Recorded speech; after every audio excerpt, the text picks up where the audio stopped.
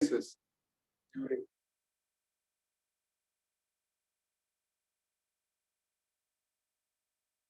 Okay. Carry on. Experience that you have gone through. It is not a subject outside from us. It is our struggle. It is our problem. It is our way of dealing with the situation.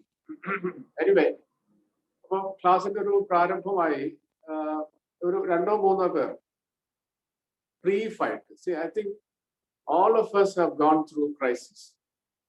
കുറച്ച് severe ആകാം, ഒരു mild ആകാം. Anyway, we have gone through crisis.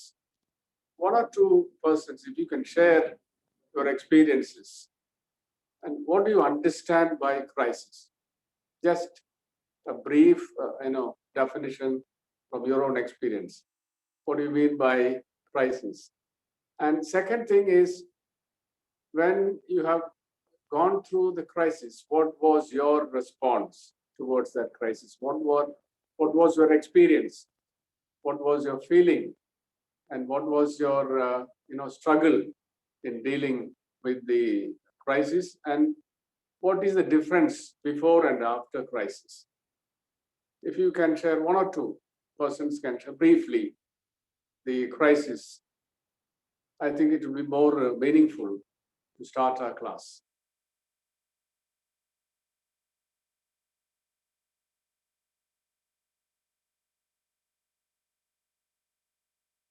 I'm waiting for your response. Yes. My name is Prajit. Okay. So the crisis I've been facing for, let's say, a major portion of my life was with my dad. We've always had a very conflict of interests. And from my perspective, from my limited understanding, I see him as very conventional, very rigid, very traditional, very stereotypical, so to speak. But these are just my judgments. And I used to. So my response was very reaction. It was not responsive. It was more of a reaction. Okay. And things were not stable. Then it went on and on and on. But there were brief moments where I thought I'd surrender, but it still didn't work. But then it came to a greater understanding of what surrender and what letting go really means. And now things are just perfectly fine. It's more harmonized now. Okay. Yeah. Yes. You said something about the reaction. You said that word, I think you used that word reaction, not response, but reaction. Had slightly different connotation. About the reaction. What was your reaction? I would immediately be grumpy enough and state my case, wherein he demanded more of obedience at that moment, where I was, with my case, I was aggressive. Yeah, that's what I meant by reaction. I was aggressive. Yeah. So, yeah. That's a very, very good observation or response in a crisis situation. Aggression. We will come to it later. And then you used the word stable. It was not stable. There was an imbalance in between. Because when we go through a crisis, our whole life changes. We lose the stability in life. And you also used another word, I think it's surrender. And then you surrender to the situation. Anyway, these are some of the important factors in dealing with crisis. Any one more person, if you could, explain a little bit about your experience in crisis management, that'd be very useful.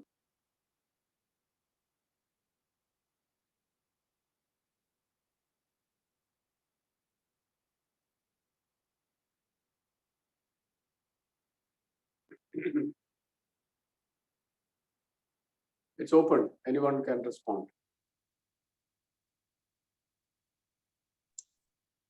Acha, I just wanted to add, when I said surrender, it is more of an acceptance. It's more of an understanding and integration of his experiences and his point of view to mine, instead of having a conflict and divide between the both. Right. Yeah. Right. In a way, it's acceptance. It's acceptance. The points that you are bringing out is, very perfect to our class today. Comes, yeah. Thank you. Okay. And one more person, if you could explain a little bit about your experience in crisis situation, how you managed, and what is the change you see in your life later and before and afterwards. If nobody else is there to volunteer, Okay. may I? Yeah, of course. Crisis, I don't know if what I'm telling you could be classified at that, but there is a was a stage in our life when our daughter, who was married, Okay. she was settled in America. Okay. It was 10 months into her marriage, and she suddenly calls from a hospital saying they think she has cancer. Okay. Even a week before, my friend visited her and we all spoke to her very happily. Okay. She gives me a call. It was like a bolt from the blue. Yeah. And she calls me and says she was a person doing PhD in cancer research. Okay. And she said suddenly the doctor, she just walked in for a checkup, and the doctor felt she had cancer. Okay. It was that was a shock for you. Shock. And I don't know what gave me the strength. And I said, no, Mola, it can't be. Over so many hours and miles and 2 hemispheres away from us, virtually to say. Okay. It was a shock. And I gave her all the courage I could, because that was the only thing I could do for my child. So I told her, God wouldn't do that to us, and it cannot be that. And since she's doing research in cancer, she shouldn't be the one some doctor could fool by telling it is that and threatening him. We were trying to, I was trying to help her face it from here. Anyway, she said, Amma, that I am doing that and all the symptoms fit. All the symptoms fit. Then anyway, I don't know how we disconnected that call. I still don't remember many parts of that conversation. And I remember going and searching for my passport and not finding it. And somehow I never found that passport. The next day morning, I don't know how I passed the night. I prayed. I prayed and prayed. All that I can know, I was on my knees. Next day morning, I went to work. I went to work. And I told my subordinates at work, I have come because I don't want to sit at home. I can't handle myself. You guys have to handle me. And they were a wonderful source of support. They allowed me to have my day with them. My husband also went to his work as usual, but I know we could not even talk to each other about it. It was nothing to, then the blame game and all that kind of things, like how did she develop it? How could she get it? How could she have inherited it? All kinds of things. And within 24 hours, we get the phone call that it is not cancer, but it is a diabetic situation. Of course, we felt a lot better. We felt a lot better, and very nicely handled between both her in-laws and us, because they were very sweet. They said, our child has had it. We will handle it. No big deal. And somehow my child has grown strong and handled it. Like you said, we have now come to terms with that. God has given her 2 babies after that. We are living with it and come to terms with it. I don't think we did a very great job or a good job or something. We are just living through it. Wonderful. But that's all Thank I you can very say. much. She has taken Yeah. it very stoically, which makes it easy for us. Okay. She has taken it stoically. Right. Yeah. She was very And bold. the son-in-law is a very big pillar of support. Without him, nothing would have been the same. Okay. Right. Anyway, this Yeah. is how God took Yeah. us through that situation. Even Yes, now, I live in a nightmare. I'm scared all the time. Now, if you ask me what is my acceptance, I don't know. When the phone rings, I'm scared. Okay. Yeah. If the phone doesn't ring, I am scared. Okay. Both ways. Now that I don't know if you can put it as crisis. I don't know if you can put it as crisis, but this is a situation. It's a response. It's a natural response to a very particular painful experience. Yeah. Let me share some of the thoughts that you have brought in through your both of your conversations. Number one is when you listen to a very shocking experience or a shocking news, unexpected shocking news, the first response almost all the time is shock. And with that shock, you also have another feeling, kind of, denial. May not be true. Yes. The investigation may not be true, or the tests or the process in which they have gone through might have been wrong. So that means you are not able to accept it. You deny.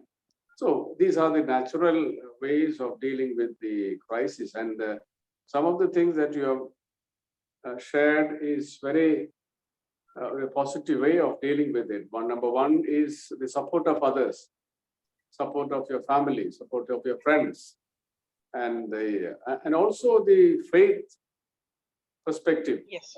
Yes. You said that the whole night you prayed. The faith was the greatest perspective. Yes. Faith. Yeah. So these are things that when people go through crisis, it helps a lot for them to deal with that particular crisis. Anyway, I think with these two examples, we will just move into the theory part of crisis. Number one is, let me try to introduce the subject with a very simple,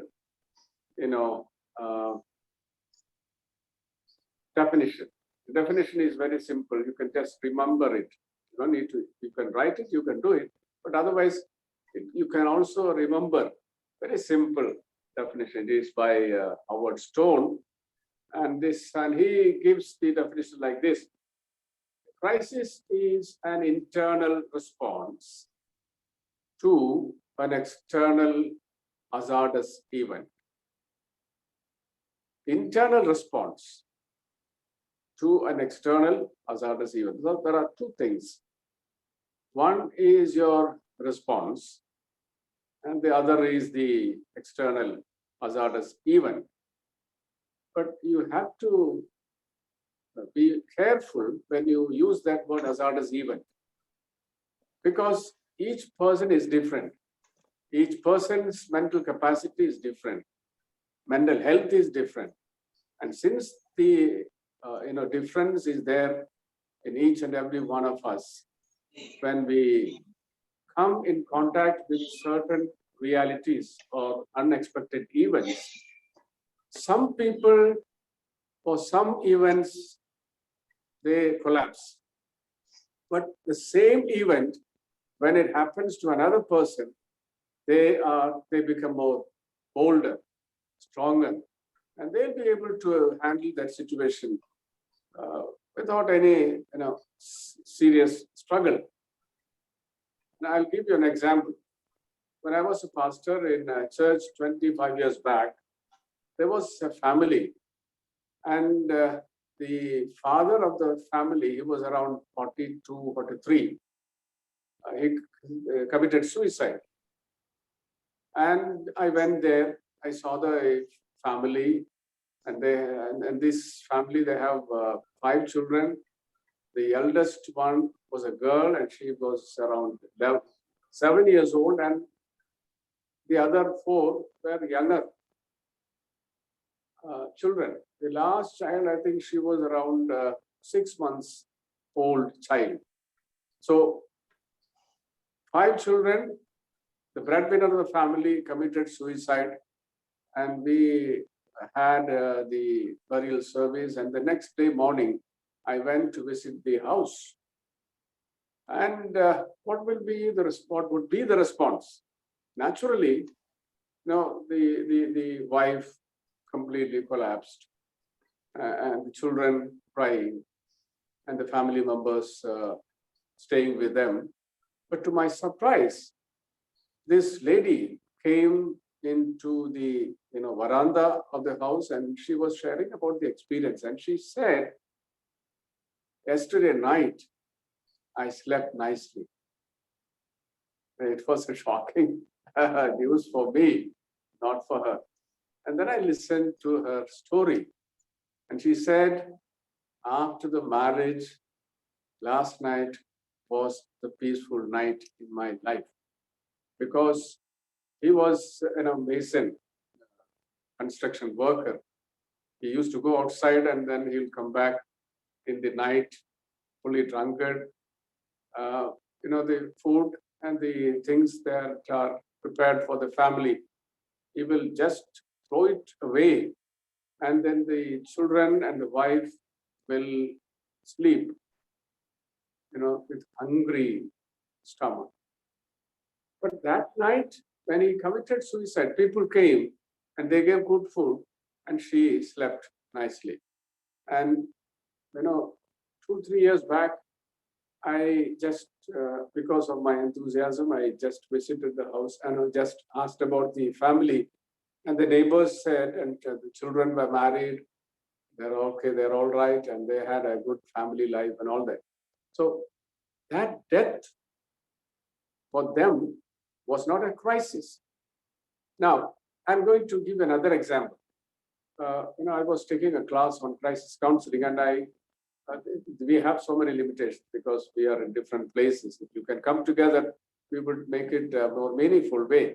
Anyway, I was giving a lecture on crisis counseling, and I asked them to share their own experience.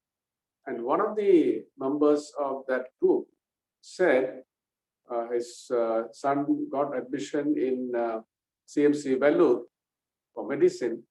And the next day, I don't know, after 1 week or so, the whole class went to another place for some, exposure. And on the way, they got into the train.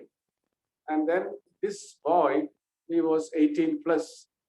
He went a little late and he went to another train, and the train was going opposite direction. അങ്ങനെ ഇയാള് വേറെ വഴിയിലേക്ക് ട്രെയിനിലേക്ക് കയറി. Then he made a phone call to his father. I am in a wrong way. And then the father said, that was the most painful experience of my life. When I went to my prayer room, I cried for half an hour. And then I realized, what is the meaning of my, weeping? So he came out, and then he made a phone call to station master. He was a friend of him, and then he arranged everything, and the boy got down, and then he went back to the college. So, for both these families, both these persons, for one, death was not a crisis, but for another person, son getting into another train was a crisis. So you cannot just generalize that this will be a crisis and this will not be a crisis for one person. It depends upon your internal response to an external hazard. That's why I said the hazardous event എന്നുള്ള ഭയങ്കര ഭീകരമായ ഒരു പ്രശ്നം, ഒരു ബുദ്ധിമുട്ട്, ഒരു പ്രതിസന്ധി എന്ന് മറ്റൊരു കാര്യത്തെക്കുറിച്ച് പറയാൻ നമുക്കാവില്ല. It all depends upon your, response, internal response to hazardous event. Hazardous event is also cannot be defined. These are all hazardous. No, you can't say. Depends upon your personality, depends upon your situation, depends upon your, mechanisms, both internal and external mechanisms, and it defines the crisis. So, first of all, let me put it this way. You can't say this event will be a crisis for one person and this will not be a crisis for another person. You can't just generalize, because there are people who go through a lot of struggle, and you cannot blame them. That's the main thing I want to bring it now. You cannot blame them. You cannot generalize them. You cannot say, okay, this is not a problem for me. It may not be a problem for me, but for them, for that person, taking another train, son taking another train was a serious problem. It was a crisis. But on the other hand, the man, when he died, committed suicide. It was not a crisis. Okay. So now I request all of you to be open towards this subject, because many of us have gone through the crisis. The crisis which we have gone through will be, different for different persons. Anyway, and when when you go through the hazardous event, the main struggle for each of us is coping mechanism. If it is stronger, even if the outside event is very painful, you can handle it. But when the coping mechanism is weaker, when the external event happens, you collapse. Anyway, I think I'll put an end to the definition part of it, and we will move on to the response towards that crisis. Crisis, when you say crisis, it, disturbs your equilibrium, stability. When one of your friends said it's kind of, stability is gone. When before crisis, you wake up in the morning, you go for a job and do all sorts of things, and then you come back in the evening. Everything is normal, stable, no challenges. But when a crisis happens, the whole stability is gone. There, kind of an abnormality is present in that particular situation, and that's why we say, it is normal to behave abnormally in an abnormal situation. It is normal to behave abnormally in an abnormal situation. When the stability is gone, when the normal life is disturbed, and then you must go through a kind of abnormality, at least to a certain period of time. Let me put you to ask some questions which you have gone through. What are the instabilities that you have gone through? What was your emotional response towards that problem? What was your experience at that time of crisis? How was your relationship with others? How was your relationship with yourself? And how was your relationship with God? A lot of things are there. And then sometimes you ask questions, why me? Why me? Or you become angry with the others, or angry with yourself, angry with God. A lot of things happens. Now, let me try to introduce this subject with Elizabeth Kubler-Ross. You might have known about her. She was a psychiatrist, and she wrote a book called On Death and Dying. She explains about the stages in which a person goes through when the person experiences crisis. I will explain it a little bit, and then we will discuss about it, and we will look into some of the points that you have brought up. One or two persons shared about your experiences. It's all related to her observation and the points she brings out in her books.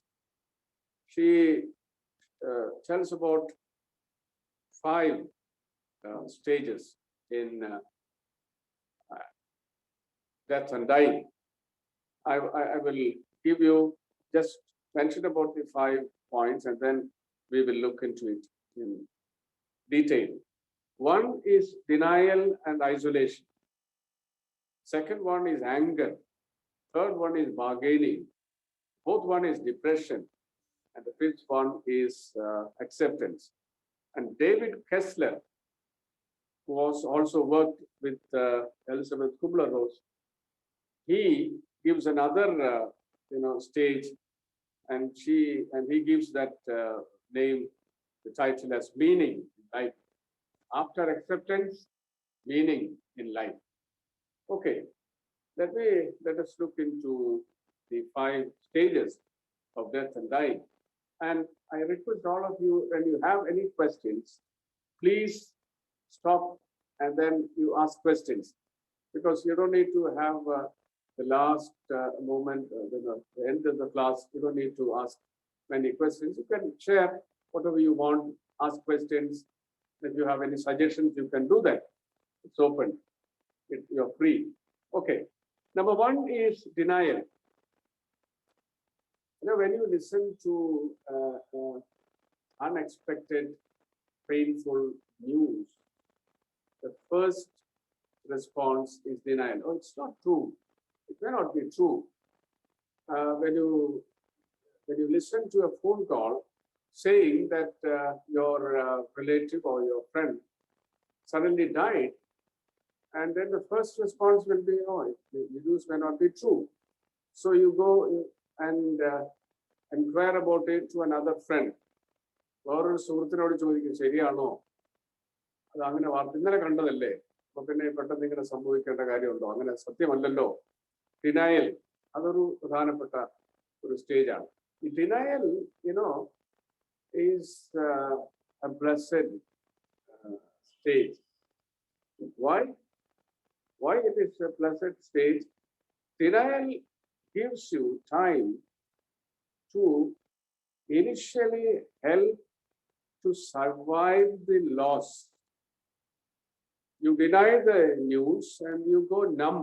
Sometimes you don't have any feelings, because suddenly if you enter into the feeling level, your mind may collapse. So it's a mental mechanism. It's a natural way of dealing with the crisis, and you get a time that it's not correct, maybe a mistake, and before accepting to the actual reality, you move into a kind of preferable reality. So it helps you to cope and survive the grief even. It's a natural defense mechanism.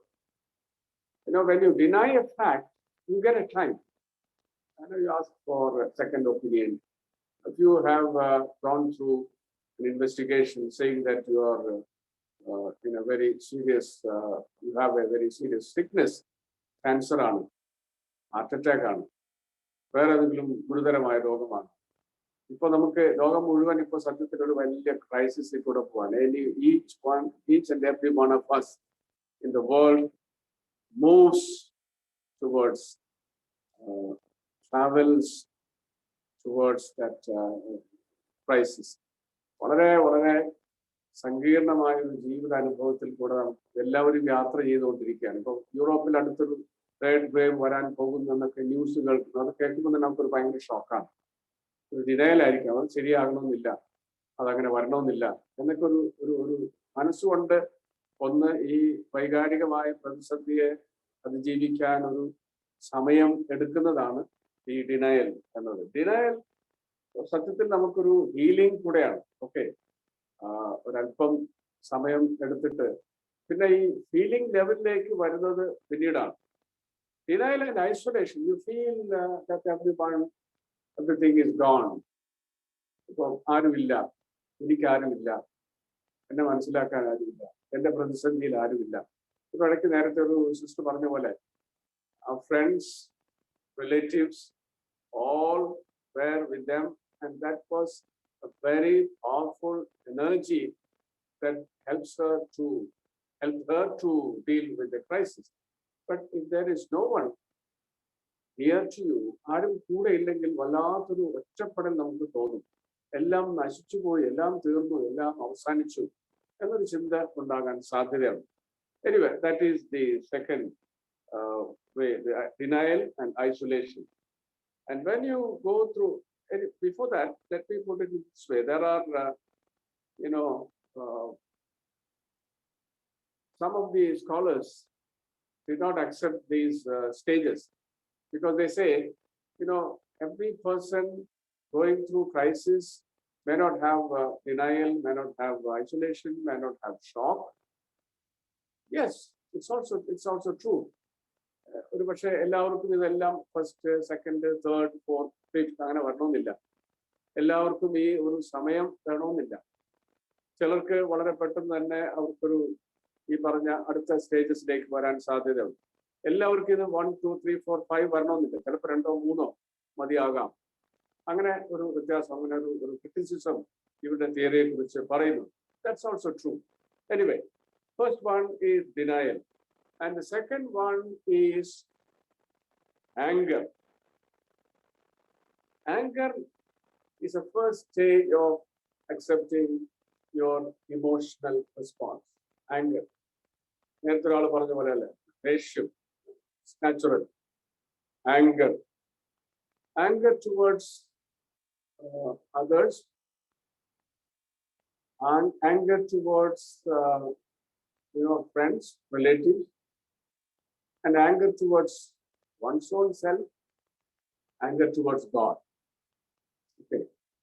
Anger towards others, anger towards self, anger towards God. Why is anger? Anger is a way in which you deal with your struggle. You're not able to, face the crisis. And anger helps you to become stronger, bolder in the sense you are capable of, expressing your feelings. That is very helpful for you to deal with the crisis situation. Anyway, and this is the second one, anger. Anger also helps us to make some, arguments with self, arguments with others, arguments with God.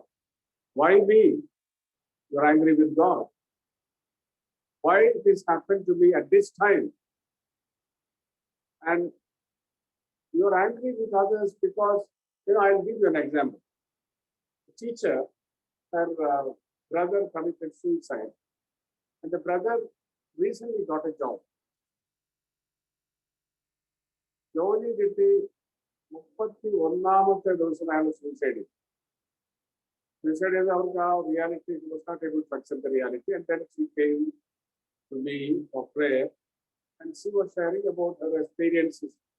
And she said two things. One is, ഞാൻ അച്ഛൻ്റെ അടുത്ത് എൻ്റെ സഹോദരനെ കൊണ്ടുവന്നിരുന്നെങ്കിൽ, ധ്യാനങ്ങളെ കൊണ്ടുവന്നിരുന്നെങ്കിൽ അത് മരിക്കയില്ലായിരുന്നു. Number 1. Number 2, ഇവനിങ്ങനെ വിഷം കുടിച്ചു, he took poison, and then he took it to the hospital. And she said, medical കോളേജിൽ കൊണ്ടുപോയിരുന്നെങ്കിൽ അയാൾ രക്ഷപ്പെടുമായിരുന്നു. ഇതെല്ലാം ഒരു ഗിൽറ്റിൽ നിന്ന് വരുന്ന ആങ്കറാണ്. അതങ്ങനെ ചെയ്തിരുന്നെങ്കിൽ ശരിയാകുമായിരുന്നു എന്ന ഒരു ഫീലിംഗ് അവർക്ക് ഉണ്ടായിരുന്നു. അങ്ങനെ അത് കുറെ സമയം അവർ സംസാരിച്ചു. ഞാൻ അവരോട് 2 ചോദ്യം ചോദിച്ചു. ഒന്നാമത്തെ ചോദ്യം, അയാൾ എൻ്റെ അടുത്ത് കൊണ്ടുവന്നിരുന്നെങ്കിൽ രക്ഷപ്പെടുമെന്ന് എന്താണ് ഉറപ്പ്? അത് ഷെയർ ചെയ്താലേ പറ്റുള്ളൂ. അയാള് ആൽക്കഹോളിക് ആയിരിക്കും. ആൽക്കഹോളിക് ആയ ആൾ എത്രത്തോളം ഈ കാര്യങ്ങളൊക്കെ അംഗീകരിക്കും? നമ്പർ 1. നമ്പർ 2, മെഡിക്കൽ കോളേജിൽ കൊണ്ടുപോയിരുന്നെങ്കിലും അയാളുടെ പോയിസൺ അത്രയ്ക്ക് സിവിയർ ആയിരുന്നു. അതുകൊണ്ട് മണിക്കൂറുകൾക്കുള്ളിൽ അയാൾ മരിച്ചു. മെഡിക്കൽ കോളേജിൽ കൊണ്ടുപോയിരുന്നെങ്കിലും അങ്ങനെ ഒരു സാധ്യത അവിടെ പോയിരുന്നെങ്കിലും അയാൾ രക്ഷപ്പെടും. അവർ അക്സെപ്റ്റ് റിയാലിറ്റി. എനിവേ, ഈ ആങ്കർ ജീവിതത്തിൽ നമുക്ക് ഈ പ്രതിസന്ധിയെ നേരിടുന്നതിന് ഒരു പരിധി വരെ സഹായിക്കുന്ന ഒരു വിഷയമാണ്. And then the third one is bargaining. Bargaining, സാധാരണ ഒരാൾ സംസാരിക്കുമ്പോൾ we will never allow them to talk about the bargaining. I'll say what is bargaining is all about. It's very simple.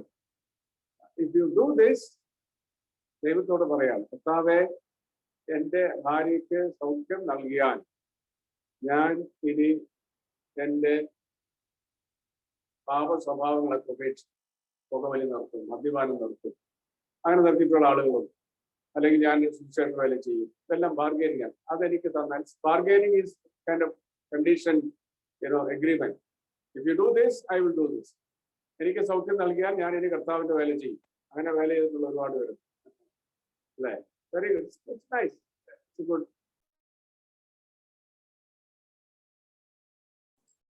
മ്യൂട്ടാണ് അച്ഛൻ മ്യൂട്ടാണ്. അച്ഛൻ അൺമ്യൂട്ട് ചെയ്യണം. കേൾക്കുന്നില്ല. യെസ്. Hello.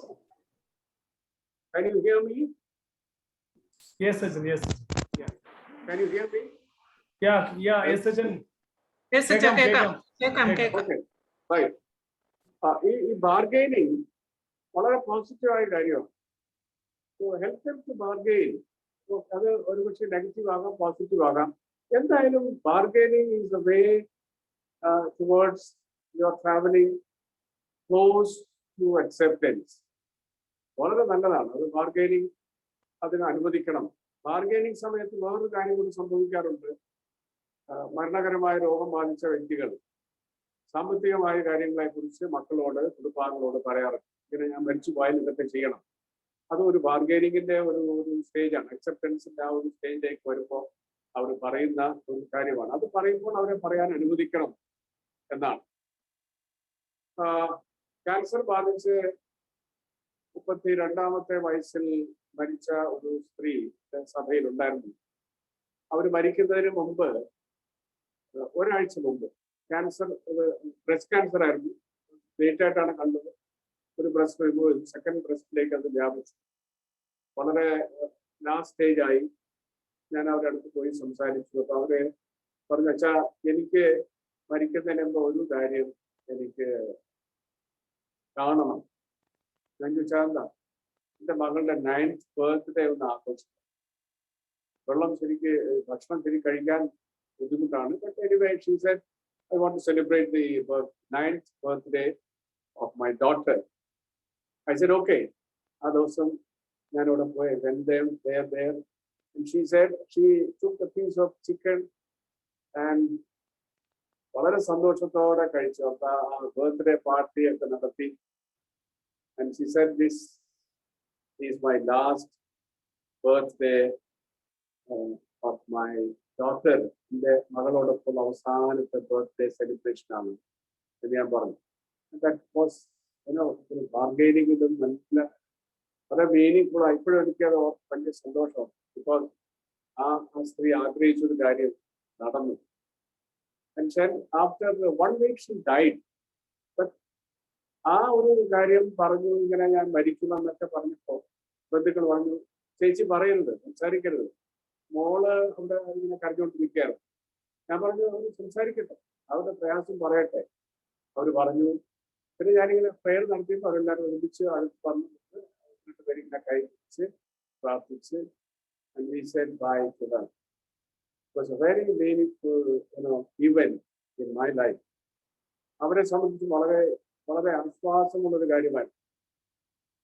മറ്റൊരു സംഭവം, എൻ്റെ ഒരു സ്റ്റുഡൻറ്, അയാള് ക്രൈസിസ് കൗൺസിലിൽ പഠിപ്പിച്ചപ്പോൾ ഞാൻ ചോദിച്ചു, നിങ്ങളുടെ experience, you can share your experience. He said, my sister got cancer and we were all with her. Hospital കൊണ്ടുപോയി and we gave the best treatment to her. But one day she said, I want to talk to you personally. And all others left. My sister was in the bed and she invited me to come closer and she said, you know my problem? And he said, yes, I know. What is my problem? And he denied. He's not willing to share that seriousness of that disease. And she said, I know I have cancer. I know I will die within days. Both of them cried. And you know what happened? After that, the whole family knew that this lady is going to die. And they all accepted that reality. And they had a good food, brothers and sisters and relatives and friends came and visited her. അവരെല്ലാം വളരെ വളരെ സന്തോഷമുള്ളൊരു അന്തരീക്ഷത്തിലേക്ക് bargaining it's very meaningful stage. And then after bargaining, some patients go through depression. At the fourth stage. Depression means, you're going to die. There is a difference between depression and frustration. Frustration, I think it's okay. If you talk, clinically, depression is a very serious problem. Because depression, when you go through depression, it's not easy to come out of depression. But I think I use that word frustration rather than depression, because frustration, if you have frustration, you will be able to overcome that frustration even without the help of another person. Therefore, depression ഉണ്ടാകുന്നതും ഒരു തരത്തിൽ ഈ ലൈഫിൽ നിന്ന് withdraw ചെയ്യുന്നതല്ല. That means you're slowly accepting the reality and you're going to die.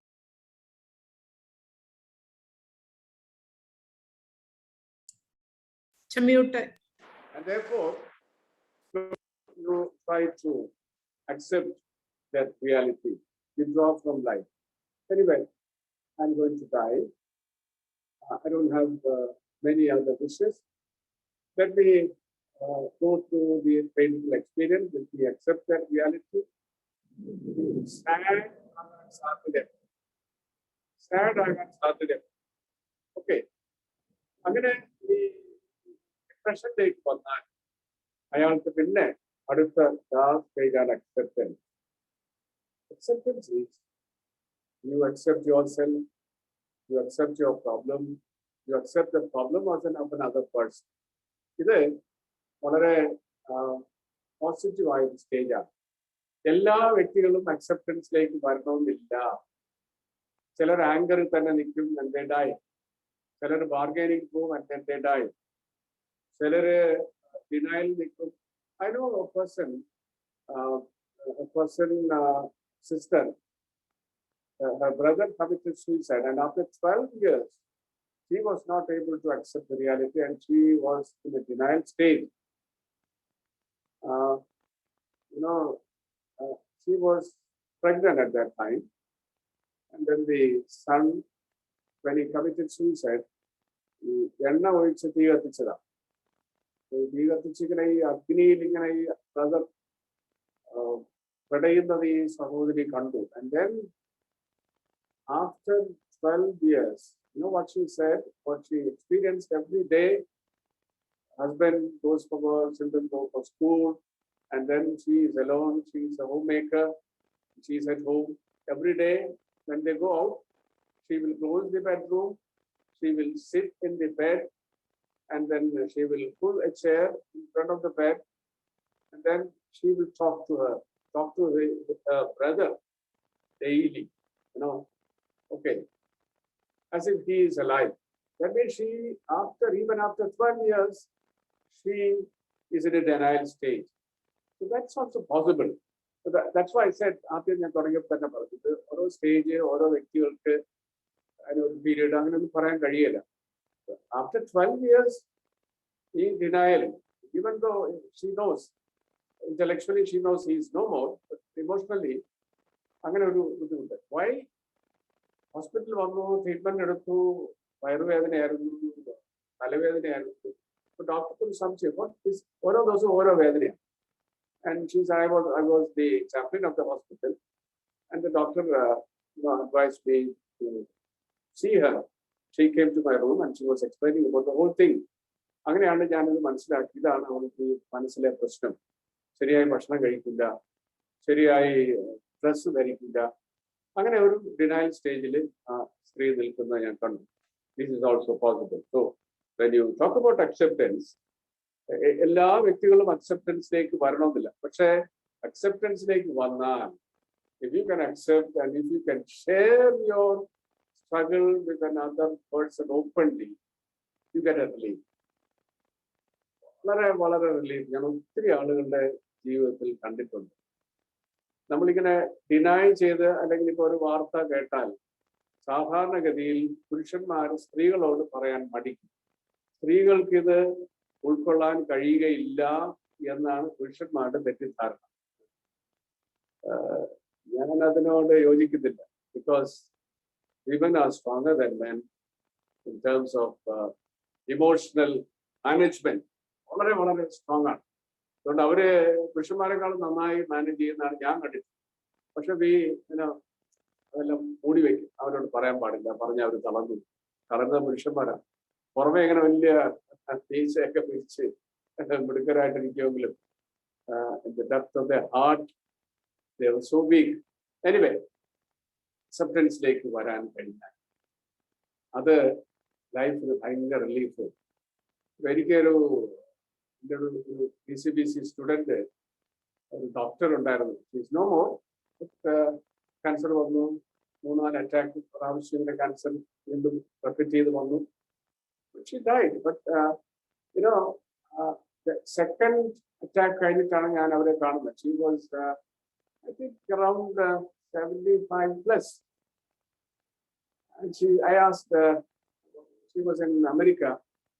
She came for the class towards the end of the course, and ഞാൻ ആദ്യം കണ്ടപ്പോൾ ചോദിച്ചു, ഡോക്ടറെ അടുത്ത പരിപാടി എന്താ? എനിക്ക് എന്താണ് കൈകൊട്ടിക്കളി ഉണ്ടല്ലോ, തിരുവാതിര പഠിക്കണം. ഇനി ഈ വർഷം എനിക്ക് തിരുവാതിര പഠിക്കണം, അതാണ് എൻ്റെ ലക്ഷ്യം. ഈ അക്സെപ്റ്റൻസ് കഴിഞ്ഞാൽ പിന്നെ യു ആർ മോർ സ്ട്രോങ്. ചിലപ്പോൾ നമുക്ക് ലൈഫ് തന്നെ ഒത്തിരി നീണ്ടു കിട്ടും. ഈ ഡിനയൽ, ഐസൊലേഷൻ, ഇങ്ങനെ ബാർഗൈനിങ്ങിന്റെ ആങ്കർ ഇതിനകത്തൊക്കെ ഒന്നിങ്ങനെ കുഴഞ്ഞു പോയാൽ ലൈഫ് തന്നെ സ്റ്റക്കായി. when you come to the stage of acceptance, and then you are more stronger. അതെല്ലാ പ്രശ്നങ്ങളും തീരുമെന്നല്ല, you will be able to deal with the crisis, the problem, challenges which comes to your life. Anyway, and then the sixth one is, it is added by David Hessler, and he said it's a meaning in life. Meaning in life is a very important contribution of Viktor Frankl. He talks about the purpose in life, meaning in life. And he says, even when you go through the very, very, very serious problems, struggle, challenges, you can have meaning in life. You can find purpose in life. You live with a particular goal. And he said there are 3 things important for life. One is you want to have a life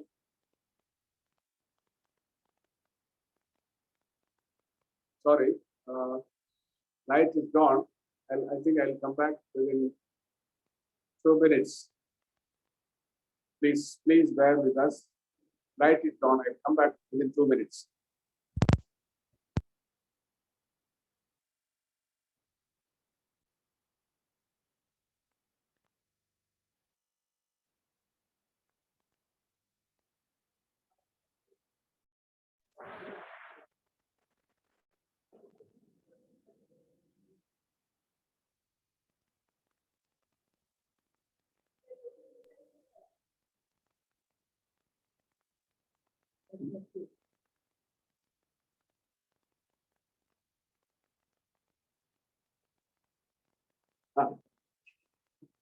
On.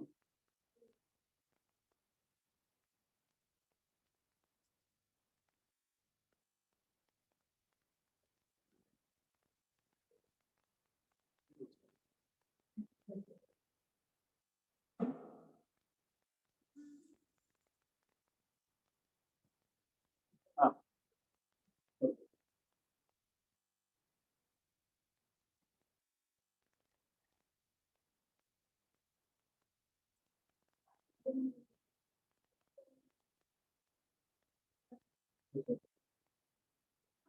Okay.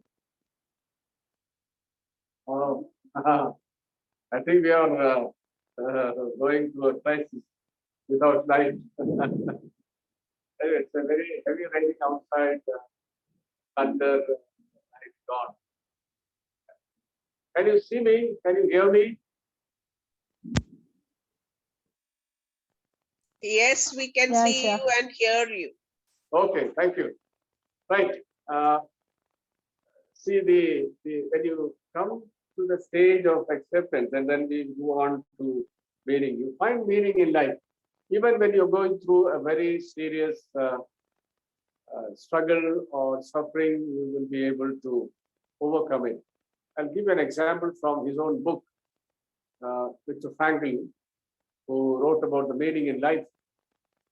He was a German psychiatrist, a doctor, and he was in the jail. He was forced to work hard in the railway track. One day, when he was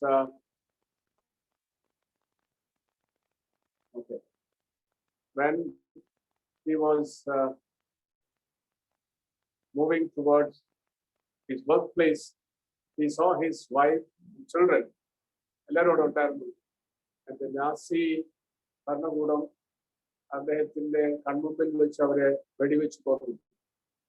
And towards the end, he was very frustrated. But later he thought, anyway, whether I accept it or not, I have to go through this struggle. And at the end, he wrote the book Meaning in Life, and he also proposed that other psychotherapy, which talks about the meaning in life. After accepting the reality, he found meaning in life.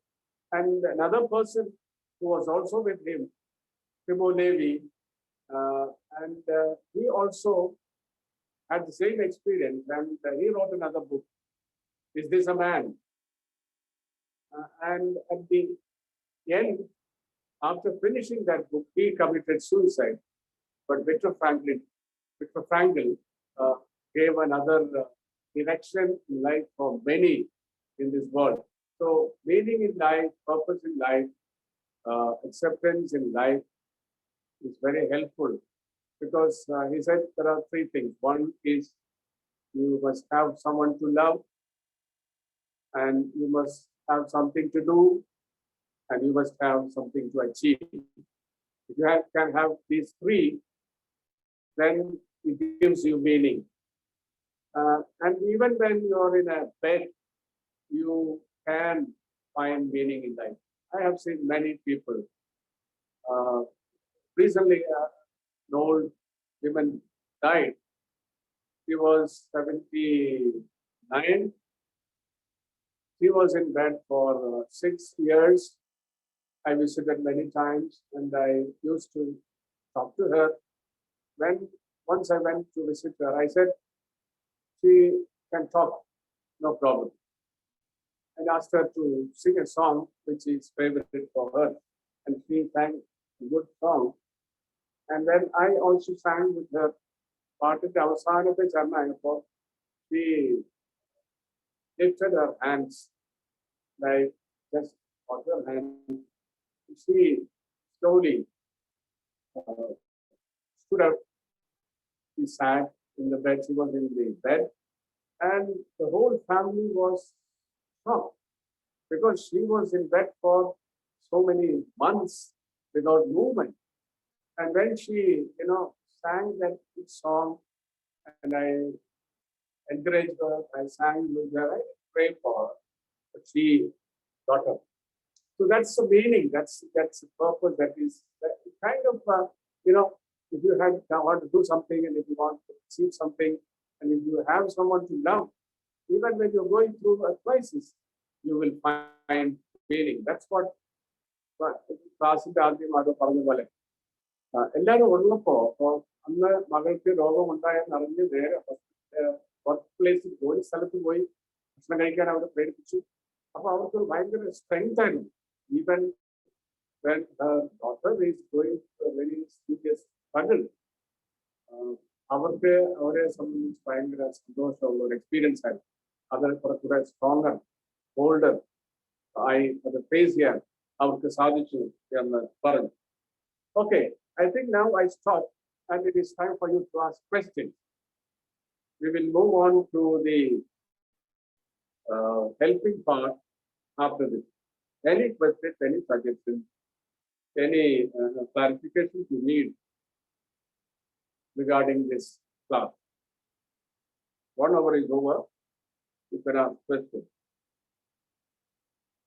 I'm waiting for your response.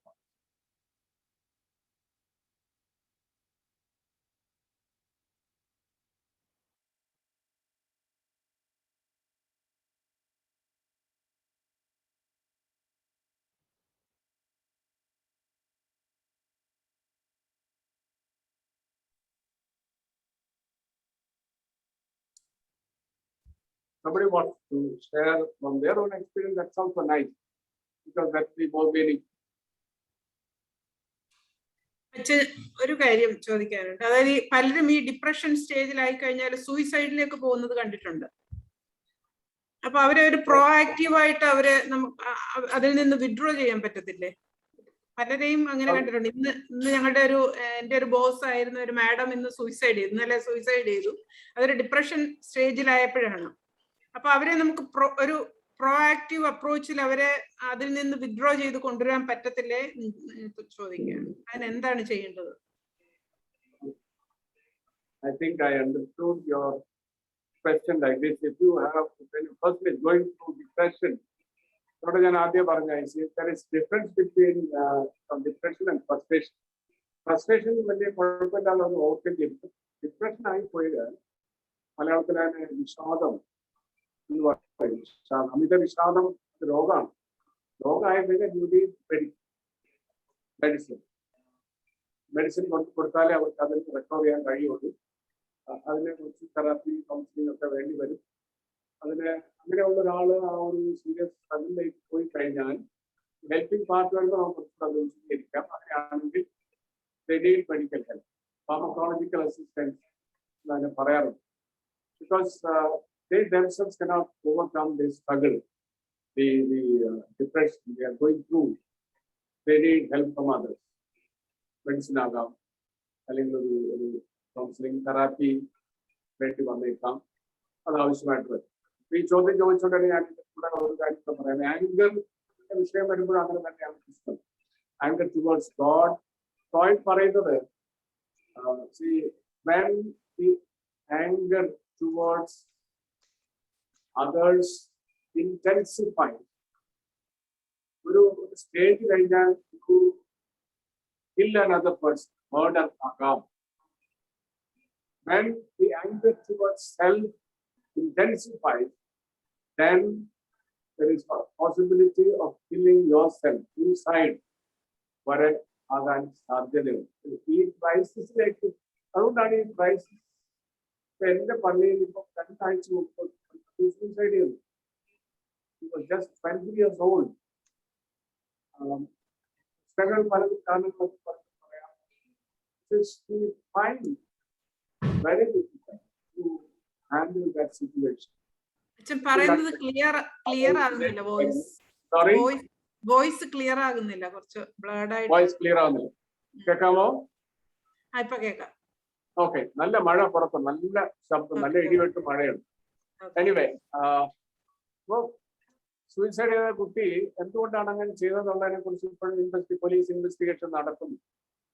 പക്ഷെ ഞാൻ പറയും, ആ കുട്ടിയെ സംബന്ധിച്ച് ഒറ്റപ്പെട്ടതിൻ്റെ ഒരു വേദനയും പ്രശ്നങ്ങൾ ബുദ്ധിമുട്ടുകളൊക്കെ വന്നപ്പോൾ സിറ്റുവേഷൻ ഹാൻഡിൽ ചെയ്യാൻ കഴിയാത്തതിന്റെ ഒരു ബുദ്ധിമുട്ടിലാണ് അങ്ങനെ ചെയ്യേണ്ടി വന്നതെന്ന് എനിക്ക് തോന്നുന്നു.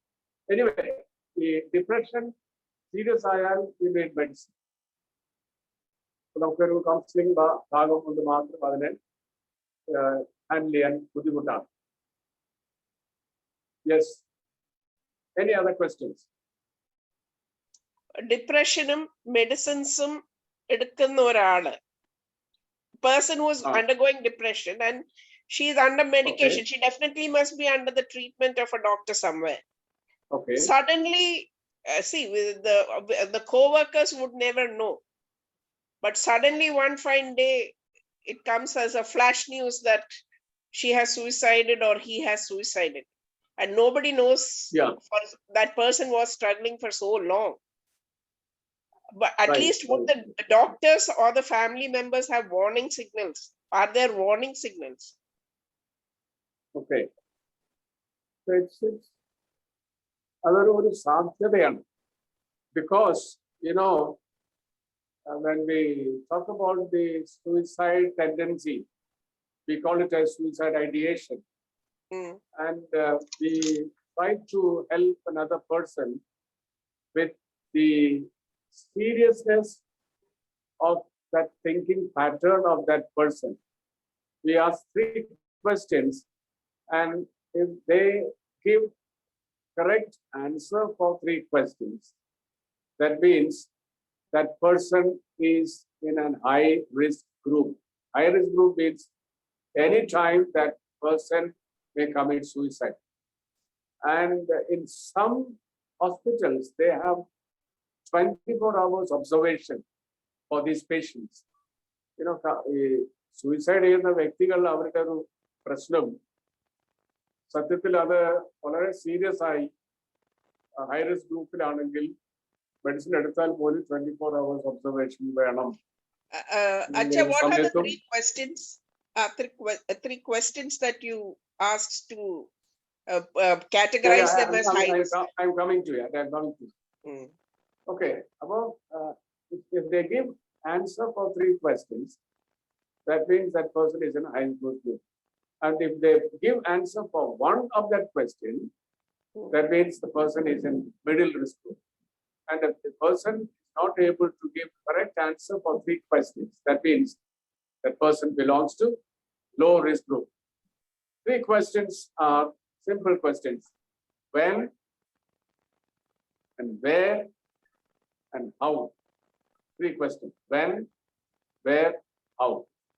When are you going to commit suicide? Where are you going to commit suicide? And how are you going to commit suicide?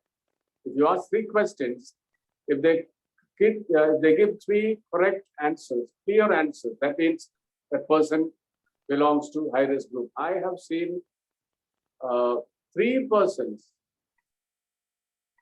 of this particular category, and they have, by God's grace, they have overcome that particular situation with medicine, with the help of others, with the help of relatives.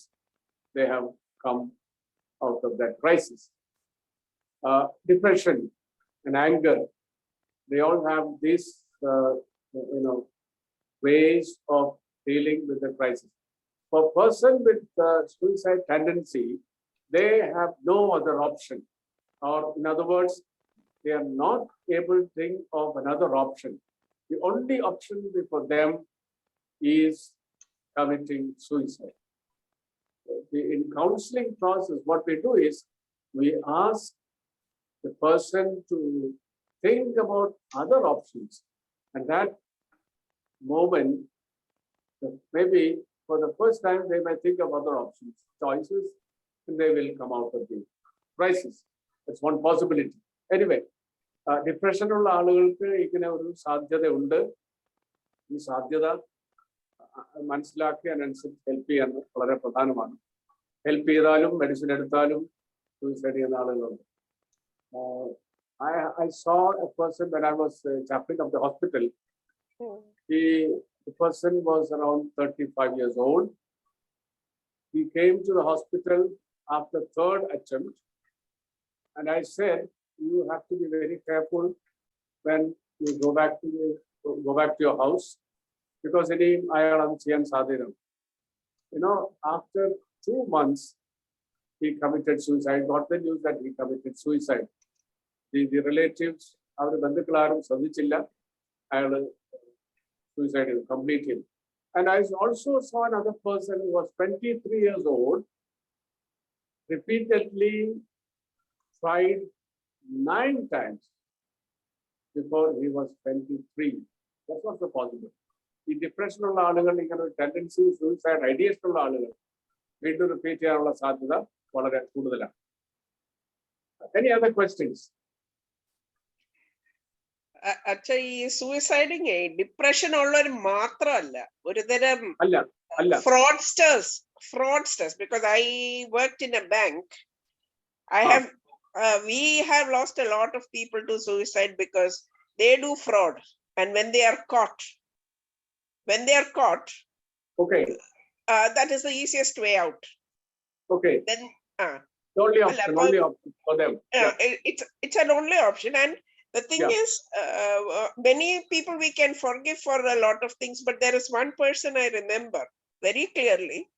Once during when he was working with us, we caught one of his frauds where he cheated one customer on some issue, and we caught it. And the customer, we took it to the manager, called him into the cabin and all. He accepted it he never put the blame on anybody else. He said, yes, madam, chedu. Pinne, inikippa suicide cheyan vayya. Adukondu ningal idu endelum. And then, of course, we made good the customer's loss and let go of the matter. But over 3 years later, when I was in another branch, somebody came after visiting his the funeral and they went from the office, and he came and said, I went to this branch and to this place because a suicide happened there. I didn't even have to ask who. I knew who it could be. And the person who went from the office and came and visited, he came and asked me, how did you know? I said, yes. And they didn't know he was a fraudster, but we knew he was a fraudster. And he never stops at that. He continued. Yeah. And so that I don't think he ever had depression. He lived very happily, very jolly, very happy. He lived his life. Suffering was for the family and for the people around him. Yeah. It's a very, very, very meaningful and good observation. Now, let me try to explain it in a different way. There are 2 things. One is there's another book called Inner Voice by Stone, and he says about I forgot the correct name of that book, but the idea is when a person thinks about suicide, in his or her mind, a kind of self-talk develops. Self-talk is you go and commit suicide. You end your life. There is no meaning in life. Even if you work hard, you're not going to come out of it. See, these, the inner voice.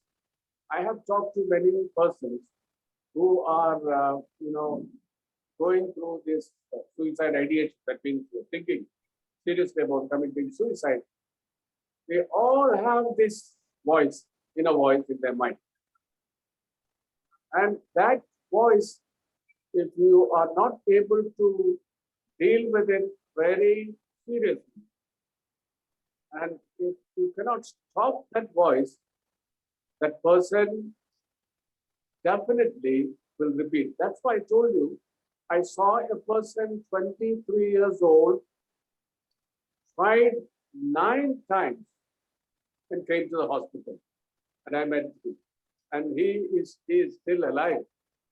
I met him I saw him 20 years back, and after that, I think 15 years back, no, 10 years back, I met him in a marriage function. I forgot about all these stories, and he said, I said, do you remember me? I said, no. And he said, you came to ICU when I tried to commit my suicide, and I stopped it. See this, if you can cut these inner voice, then you will be able to help that person. But bear in mind, എല്ലാ വ്യക്തികളെയും സഹായിക്കാം, എല്ലാവരെയും ഇതിൽ രക്ഷപ്പെടുത്താൻ കഴിയും എന്ന് ഒരിക്കലും ചിന്തിക്കരുത്. There are different factors. One is their personality, second one is the environment, and the response, of course, to the crisis of that particular person.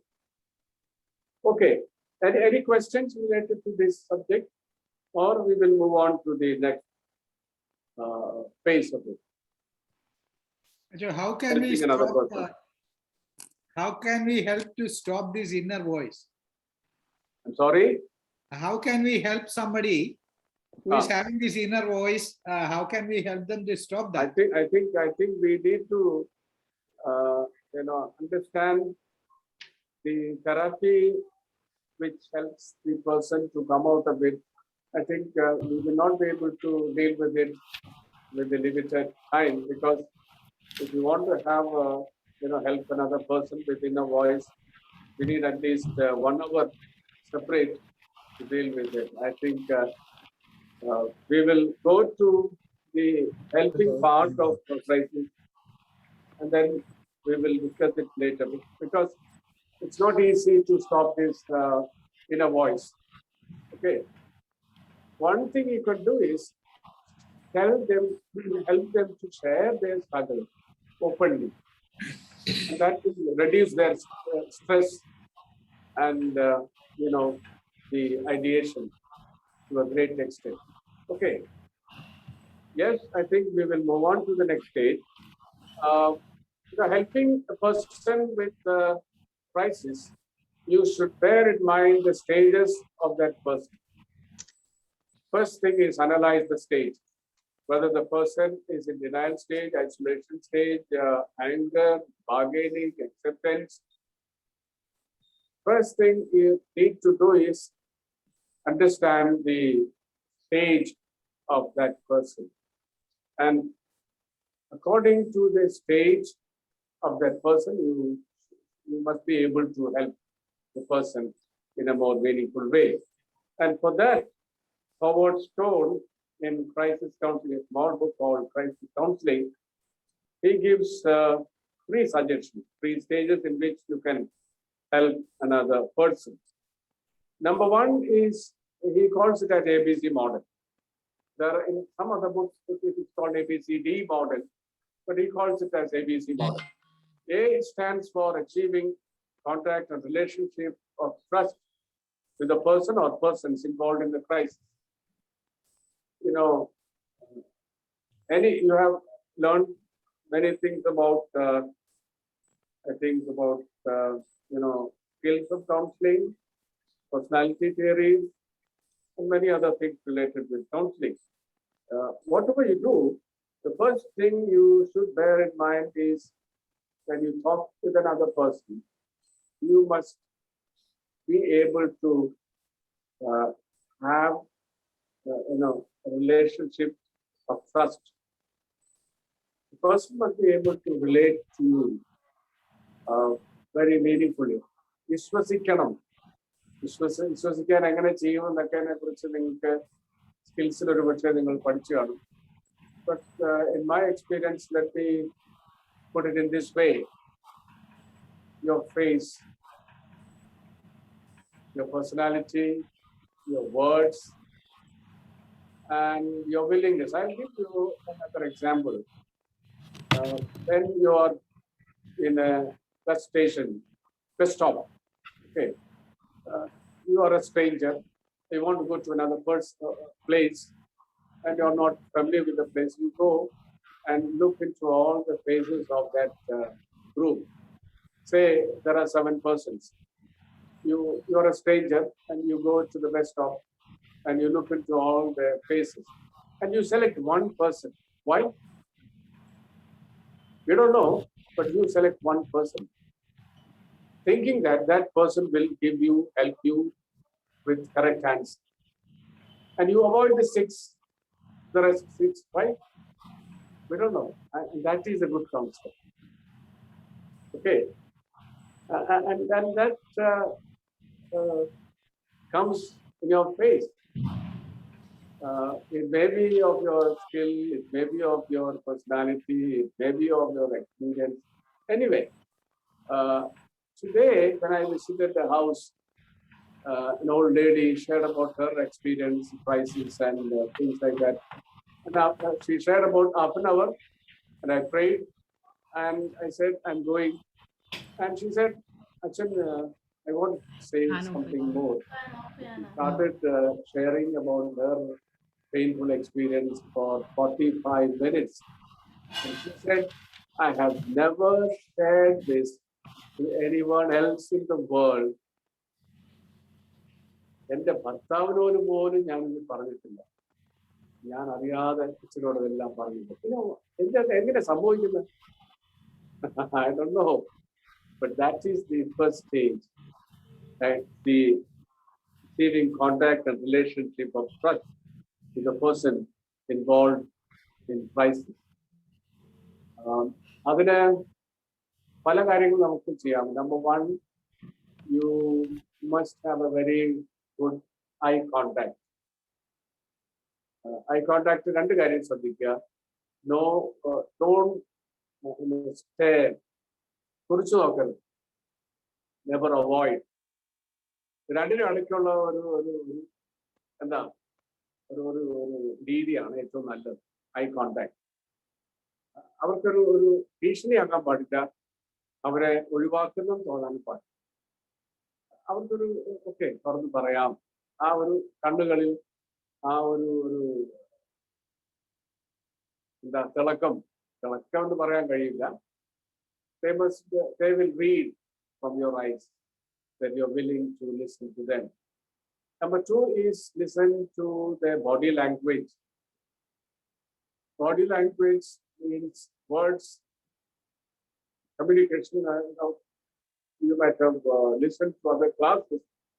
Communication, 28% of communication is done through words, and the rest is through non-verbal communication. Only 28% is through words, voice, and the rest is non-verbal communication. The face expression, the body language, the way you smile, the way the anger comes to your face, and the way in which you sit, and the way in which you show your gesture. A lot of things are involved. To achieve contact with a person is you must be able to communicate to the person that you're willing. You're open. You can share anything you want. That trust is very important. That is the first stage. And when you develop this first stage, you have learned through skills and other classes. But how do you do that? I'm not going to the details of it. Anyway, this is the first stage. Second one is boiling down the problem to its essential. B. A, for achieving contact with the relationship of the trust of the person. And B is boiling down the problem to its essentials by focusing on the present situation, the source of the trust, and attempting to identify the nature of the threat to the individual. I'll give you a simple way of boiling down the problem to its essentials. See, when a person comes to you for help, they will have many problems. In other words, symptoms. What will be the symptoms? Number one, they will not be able to sleep properly. Number two, they will not be able to concentrate. Number three, they may not be able to eat properly. There are a lot of things. In other words, eating disorder, sleeping disorder. You know, when you say sleeping disorder, some persons, when they go through crisis, they avoid others' relationship, social gathering, and they prefer to stay at home with sleeping. That means 12, 14 hours sleeping. That is also sleeping disorder. And then for some, they may not be able to sleep properly. They may not close their eyes. They may not be able to take rest and all that. And for eating disorder, that's also same. Some eat more when they have stress.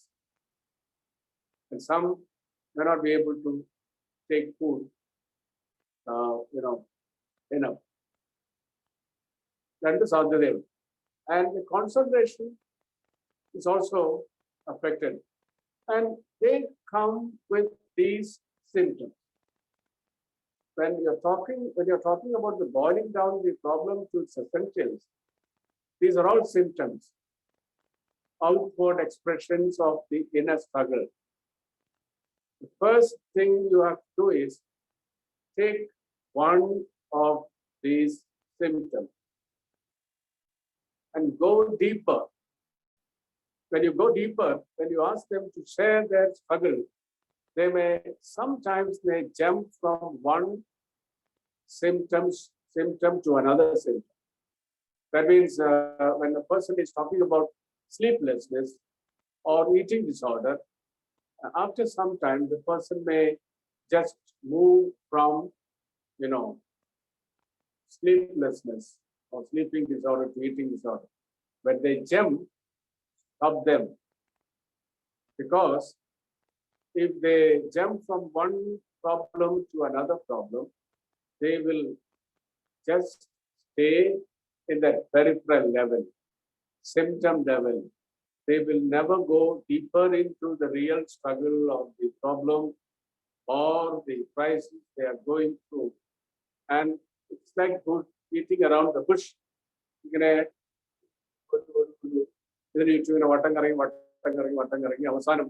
Maybe at the end of 1 hour or end of 2 or 3 sessions, they will never go deeper into the real issue. That is called boiling down the problem to its essentials, identifying the nature of the threat of the individuals. The person is affected. I think you have learned about REBT. REBT talks about the people come with emotional problem and they choose for other options because of this struggle. What you have to do is just help them to go rationally, logically, and independently think about the real struggle. And when the person is able to think logically, then the person will be able to.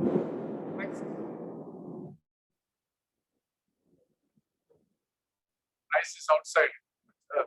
We will go through the class. See, recently another man came for counseling. His problem was he was having some not okay with the relationship with his wife, and he said he is not able to concentrate, he's not able to sleep, he's not able to work properly, and he's not able to laugh.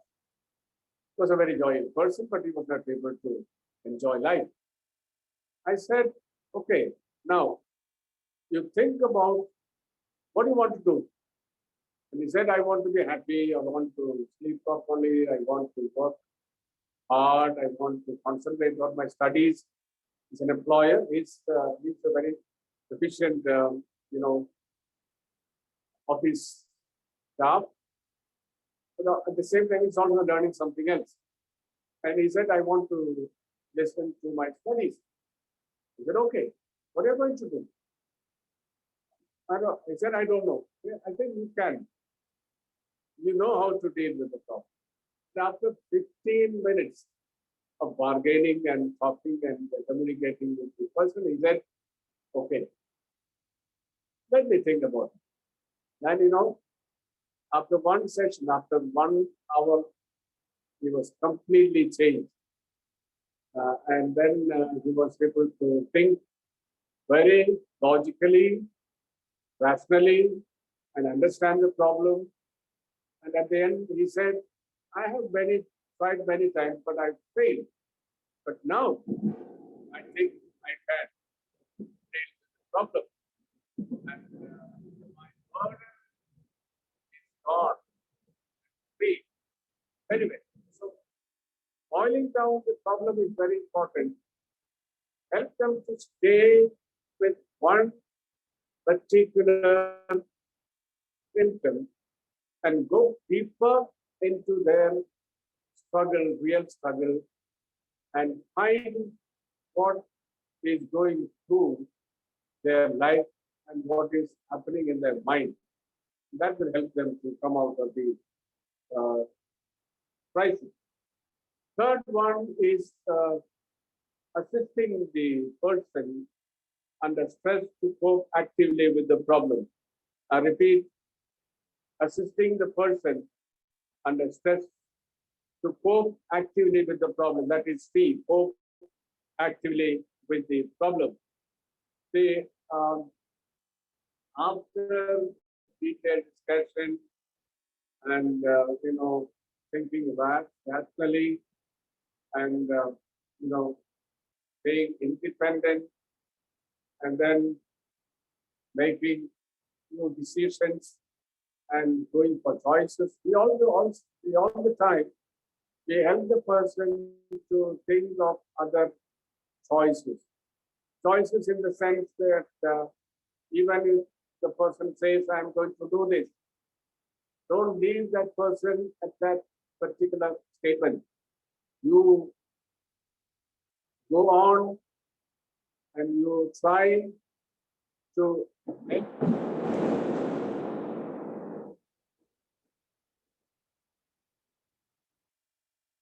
Try to help the person to come out of this struggle. And each time when they take decision, you're not going to give decisions. You're not going to give you're not going to give answers, but help them to come out of the crisis with their own answers. And you just go on asking questions. Do you think you can do that? Do you think it is practical? Do you think it is possible? Do you think you can manage? So ask questions, and that will help them to think deeper into their struggles, and they will be able to come out that particular crisis with more strength. That is, cope actively with the problem. For many persons, the situation will be the same. The person is involved will be the same person. And when they go back to their houses, they go and see and interact with the same situation. But what we can do is help them to cope with the problem, with the situation.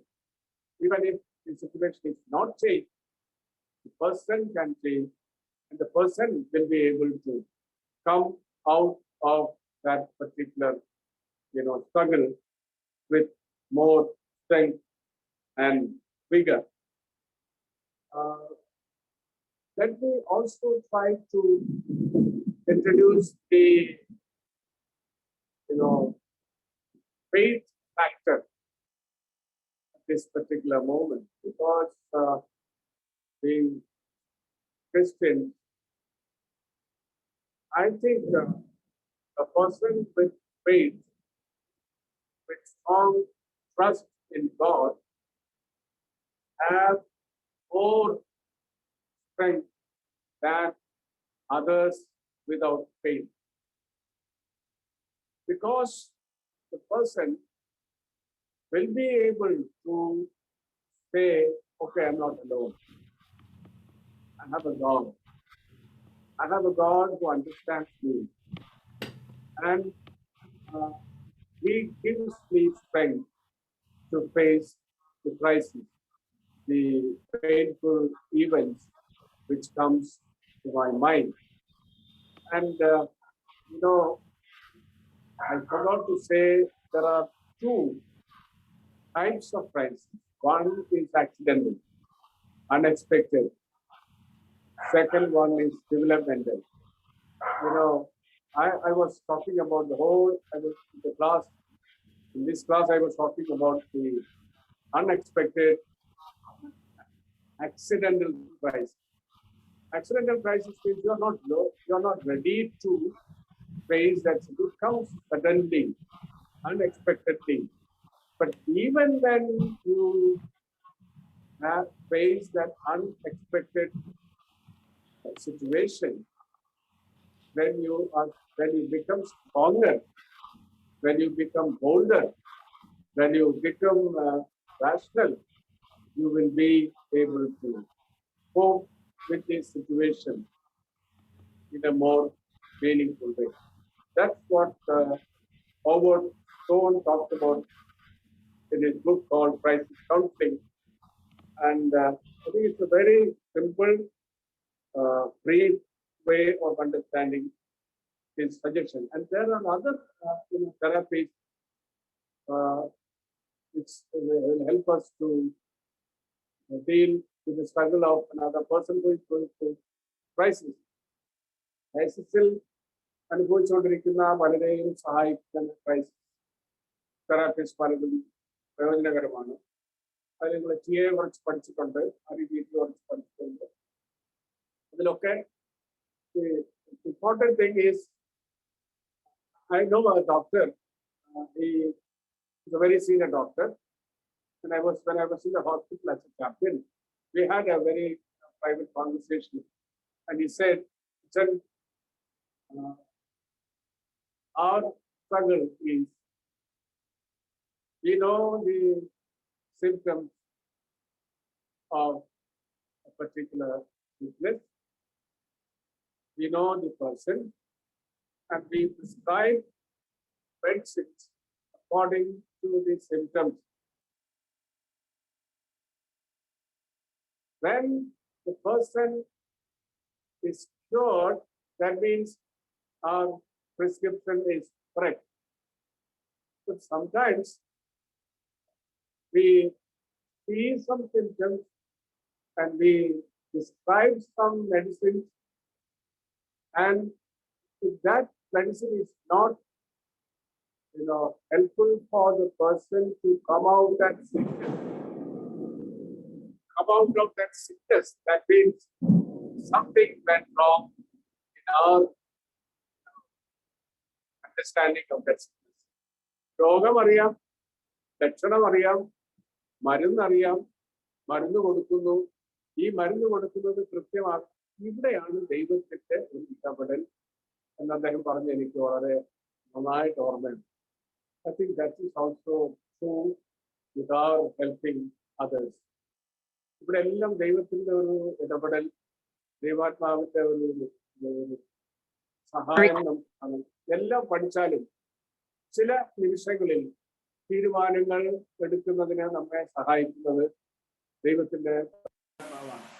അത് ഏത് തരത്തിൽ ആയിരുന്നാലും അങ്ങനെ നമുക്ക് അത്തരം വ്യക്തികളെ നന്നായി സഹായിക്കാൻ നമുക്ക് കഴിയുന്ന നമ്മുടെ ഒരു നിഗമനം, തെറാപ്പി ആയാലും ശരി, way of helping others.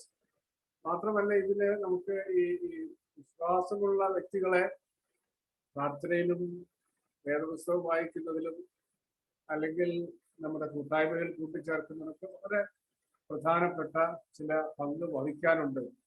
I know a person when her husband died, I went to that person, and after burial, the next Sunday, she was a Sunday school teacher. Next Sunday, I invited her students with me to visit her house, and there was around 25 persons, students and other some church leaders. And I told her, the whole church is with you at this time of crisis. Then we had a prayer. We came back. And after 2 weeks, she came to the church, and there was a prayer meeting. And she said, I got the strength when the pastor told me that the whole church is with me. Counseling, therapies, ഇതെല്ലാം തീർച്ചയായും നല്ലതാണ്. With that, അതിൻ്റെ കൂടെ ഒരു added strength ആയി faith കമ്മ്യൂണിറ്റിയുടെ ഒരു fellowship, നമ്മുടെ പ്രാർത്ഥന, ഇതൊക്കെ വളരെ സഹായകരമാണ്. അത് ഇപ്പോൾ നേരത്തെ ആദ്യ ഉദാഹരണം പറഞ്ഞൊരു സഹോദരി പറഞ്ഞ പോലെ വിശ്വാസം സത്യത്തിൽ ഈ ക്രൈസിസ് ഫേസ് ചെയ്യാൻ ഒത്തിരി പേരെ വളരെ സഹായിച്ചിട്ടുണ്ട്. അത് അവരുടെ ജീവിതത്തിൽ ഒരുപാട് മാറ്റം വരുത്തിയിട്ടുണ്ട്. Okay, I think now it is for you to ask questions. ഇതിനോട് ബന്ധപ്പെട്ട ഏത് ചോദ്യം വേണമെങ്കിലും ചോദിക്കാം. സജഷൻസ് പറയാം, തിരുത്തൽ വേണമെങ്കിൽ തീർച്ചയായിട്ടും ചെയ്യാം. You can share your experiences. ഇപ്പോൾ ഞാൻ പറഞ്ഞില്ല, ആദ്യമേ ഞാൻ പറഞ്ഞില്ലേ, ഒരു അബ്നോർമാലിറ്റി ഈ ക്രൈസിസിന്റെ സമയത്ത് ഉണ്ടാകാറുണ്ട്. ആ ക്രൈസിസിന്റെ സമയത്തുണ്ടാകുന്ന അബ്നോർമാലിറ്റിയെ അതിജീവിക്കാൻ കുറച്ച് അബ്നോർമൽ ഒരു ബിഹേവിയർ നമുക്ക് ആ സമയത്ത് ഉണ്ടാകാൻ സാധ്യതയുണ്ട്. അങ്ങനെ ഉണ്ടാകുന്ന സമയം നമുക്ക് കിട്ടുന്ന ഒരു 2 തരം സഹായമുണ്ട്. ഒന്ന് ഇന്നർ സ്ട്രെങ്ത്, പിന്നെ ഔട്ടർ ഹെൽപ്പ്. ഇന്നർ സ്ട്രെങ്ത് എന്ന് പറഞ്ഞാൽ it's faith, it's your will power, it's your attitude towards sickness, attitude towards death, attitude towards that crisis. It's also important. And if you say, okay, this is a reality and I'm going to face it, that's important factor when you are talking about crisis. I'm going to face it. When people come for counseling, മിക്കവാറും ഈ ഒരു helplessness അവർക്കുണ്ടാകാറുണ്ട്. Helplessness ആയിട്ട് വരുന്ന ഒരാളിനെ, okay, now I am going to face the crisis. ആ ഒരു ബോധ്യം ഉണ്ടാകുമ്പോൾ ഇന്നർ സ്ട്രെങ്ത് ഭയങ്കരമായിട്ട് ഡെവലപ്പ് ചെയ്യും. You have all potentialities in your mind, in your body, in your spirit. ദൈവം നമുക്ക് തന്നിട്ടുണ്ട്. അതിനെ ഒന്ന് തിരിച്ചറിയുക, അതിനെ മോട്ടിവേറ്റ് ചെയ്യുക, അതിനെ ഡെവലപ്പ് ചെയ്യുക. Number 2 is wherever you get help from others, external help. It may be from your friends, it may be from your relatives, it may be from God, it may be from your fellowship, it may be from your church. Get it, take it, receive it. Don't think that you are alone. ഈ ഒറ്റപ്പെടൽ ഭയങ്കര പ്രശ്നമാണ്, പ്രത്യേകിച്ച് crisis ഉണ്ടാകുന്നത്. But if you can help, or if you can receive help from others, and that will help you to deal with the struggle in a more meaningful way. വളരെ വളരെ വ്യത്യാസം അതിൽ ഉണ്ടാകും. അത് ഒത്തിരി പേരുടെ ലൈഫിൽ ഞാൻ കണ്ടിട്ടുണ്ട്. ഈ എക്സ്റ്റേണൽ ആൻഡ് ഇന്റേണൽ സ്ട്രെങ്ത് നന്നായി ഉപയോഗിക്കുക. അപ്പോൾ ഈ ക്രൈസിസ് ഫേസ് ചെയ്യാനുള്ള ഒരു എക്സ്ട്രാ എനർജി നമുക്ക് കിട്ടും. I think I stop, and it is for you to ask questions.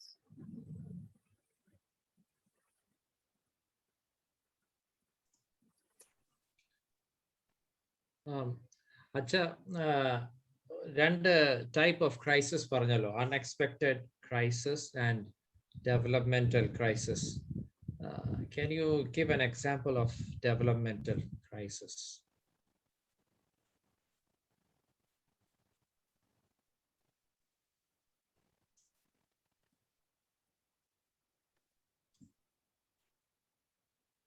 അച്ഛാ കേൾക്കാമോ?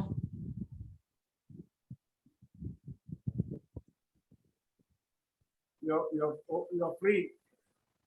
Any person who is willing to ask questions or make suggestions, or you want to, if you want, think that you're not Yeah. I might able have to to agree with what I have said, you're also free. You can do that. അച്ഛാ കേൾക്കാമോ? Can you hear? Okay. we can hear you, Rajit, but I don't think Like Achan. Maybe you can put it in a chat.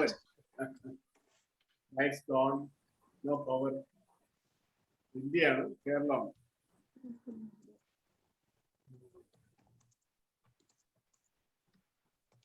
Rajith പറയുന്ന അച്ഛന് കേൾക്കാമോ? പല രാജ്യങ്ങളിൽ ഇരിക്കുന്ന ആളുകളാണ്. Situation is different and the coping mechanism is different. The ways in dealing with the crisis is different, and crisis events also different. But I know my limitations. You can ask questions. അച്ഛാ ഒരു question ഉണ്ടായിരുന്നേ അച്ഛാ, സുശീല അച്ഛാ. Developmental crisis in the sense that ഒരു കുഞ്ഞായിരിക്കുന്നു, and then adolescent period പോകുന്നു, and then കുറച്ചുകൂടെ മുതിർന്ന ആളായി യങ് അഡൽട്ട് ആവുന്നു, പിന്നെ ഓൾഡ് ഏജ് ആവുന്നു. ഇതാണ് ഡെവലപ്മെന്റൽ ക്രൈസിസ്.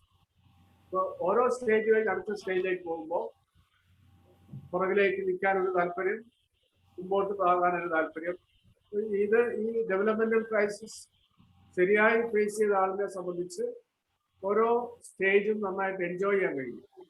അങ്ങനെ എൻജോയ് ചെയ്യാൻ കഴിയാത്തതിന്റെ ഫ്രീഡം ഇല്ലാത്തത് കൊണ്ടോ, അത് ഈ ഫ്രോയിഡിന്റെ തിയറിയായിട്ട് സെക്ഷൽ ഡെവലപ്മെന്റുമായിട്ട് ബന്ധപ്പെട്ടതാണ്. അങ്ങനെ കഴിയാതെ വന്നാൽ അടുത്ത സ്റ്റേജിലേക്ക് അത് പോസ്റ്റ്പോൺ ചെയ്യും.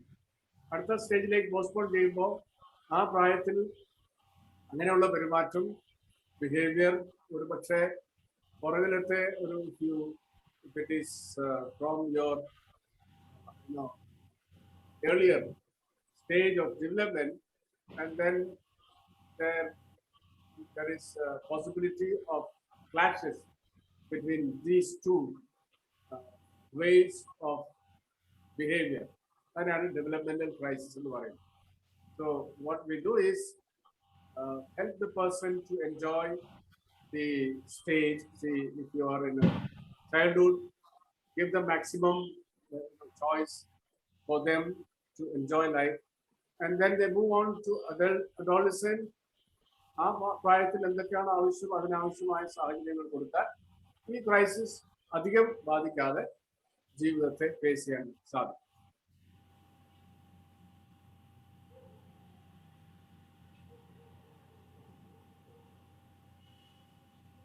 അച്ഛൻ ഇച്ചിരി പറയാനായിട്ട് വന്നിട്ടുണ്ട്. അച്ഛൻ ഞാൻ പറയാൻ വന്നത് രജിത്തിന്റെ ഒരു ക്വസ്റ്റ്യൻ ആയിരുന്നു. അത് രജിത്ത് ചോദിച്ചല്ലോ, അത് അച്ഛൻ അത് ക്ലിയർ ചെയ്തു.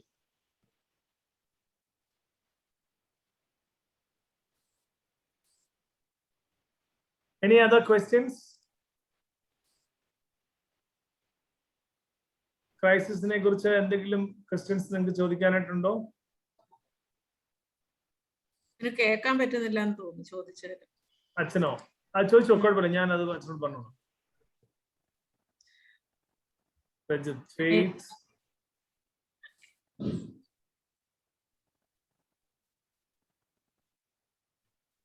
I didn't get the last sentence. Can you do that again? Valsa Philip question ചോദിക്കാനുണ്ടല്ലോ. എനിക്ക് ചോദിക്കാനുള്ളത് എന്റെ ഒരു പ്രോബ്ലം ആണ്. അതായത് ക്രൈസിസ് ആണോ എന്ന് തന്നെ എനിക്കറിയത്തില്ല. കാരണം ഞാൻ ചെറുതായിട്ടൊക്കെ പാട്ട് പാടുന്ന ഒരു കൂട്ടത്തിലായിരുന്നു ചെറുപ്പത്തിൽ. അതാണ് അച്ഛന് കേൾക്കത്തില്ല, അതാണ് issue. കേൾക്കുന്നില്ലല്ലേ? I can't hear you. അച്ഛാ അത് ഡ്രോപ്പ് ചെയ്യാം, പിന്നെ ചോദിച്ചോളാം ഞാൻ. അച്ഛനൊന്ന് സ്ലൈഡ് ചെയ്താൽ മതി, ആ മൊബൈലിനകത്ത് ഇങ്ങോട്ട് മാറ്റിയാൽ മതി, അച്ഛനെ കേൾക്കാൻ തരും.